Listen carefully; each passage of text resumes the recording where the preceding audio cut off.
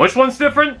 I don't know, it's the same toy! The War for Cybertron line is interesting. So many obscure repaints and characters were brought into the series with the help of the Selects line. I mean, we expected repaints from the Seekers, but Sideswipe seems to be really going at it being the new Bumblebee, especially if we've gotten a deep cover redeco. The original was a Generation 1 repaint that was released in 2003 as an eHobby exclusive toy, but resembling a Diaclone figure released before it. I think the most intriguing part of the character is the ability to shrink to the scale of the figure. That's right, this deep cover is both scaled to generations and reality. Originally based on the Sideswipe repaint, so it's no surprise deep cover transforms into an alien-esque Lamborghini Countach jumping off of the Generation Siege mold. How long will they milk this mold? At least I can say Cybertronians have taste. I'm pretty certain everyone's got this mold by now. Not only is there about the same amount of redecos as the Seekers, but it's been widely spread over time with the War for Cybertron line. Hell, there's already another deep cover, but compared to this, I think that one's a lie.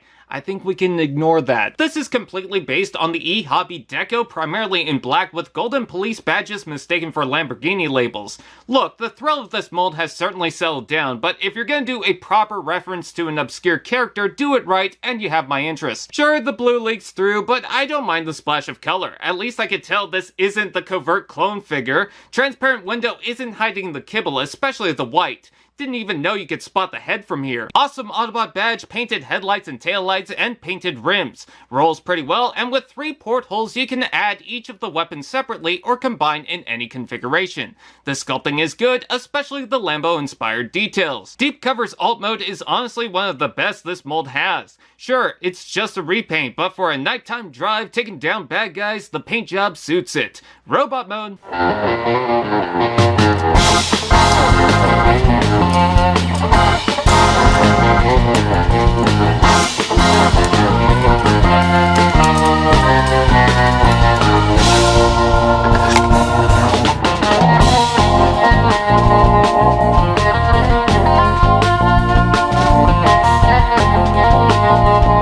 While the car is mostly a black redeco, it all comes together in the robot mode. It's like a midnight redeco with the white screaming in and the blue adding some vibrant color while still acting subtle. The combination is excellent. It's pretty easy to see this as the brother of the covert clone repaint. They look like they transformed from Axe body spray containers. Can't deny, it still looks good, even if they continue to make more. So, when's Clampdown? Head sculpt is still good. I mean, if it ain't broken, no reason to change it, with the pointy ears and simple face. But the blue plastic does let a little light through it. Metallic blue eyes and a touch of silver on the top of the helmet. Did someone say articulation?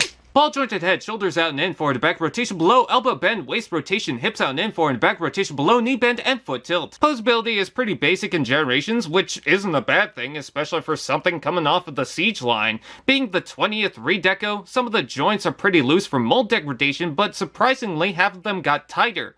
Also, same as Sideswipe, the feet have a bit of give and lean forward. Let's take a look at the accessories. Deep Cover comes with everything you'd ever want in a Sideswipe mold unless you're really missing the sirens. He comes with the same gun from Red Alert. The long rifle is painted over in silver with a hole in the back to attach stuff. He also includes the same little gun seen a billion times painted in white, and the rocket launcher with the silver touch-up. Peg holes on both sides, a peg and tab to attach to the shoulder. You can configure this in different ways and even combine all the weapons and interchange. Optional longer rifle, but I prefer the shoulder cannon and rifle. I don't know if this is just mine, but the weapon pegs and portholes seem a bit too tight. I have to force it into the shoulder or side of the rifle. If you're careful, it does go in. He's got blast ports and 5mm portholes in the feet, side of the legs, hands, 2 on each arm, and the back. He's got enough weapons to try them. He looks really good, and with the police badge under the Autobot logo, he's ready to take down his generic blue counterpart for identity theft.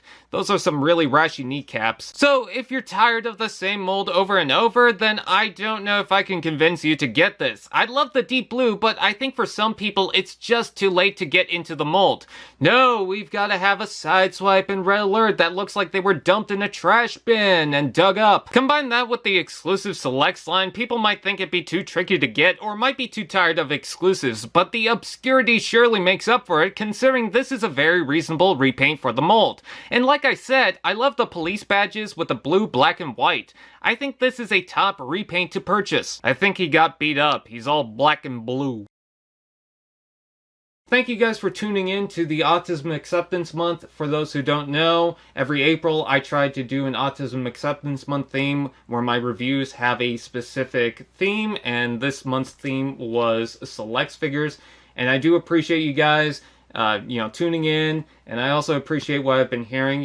With people with autism are individuals, and they can function if given the opportunity. We are all different, so I need to say that. But as someone with autism myself, some people thought that I wouldn't be up to the task on certain things, and I've managed multiple times to prove them wrong. So I really do appreciate you guys saying stuff and tuning in, so thanks for that.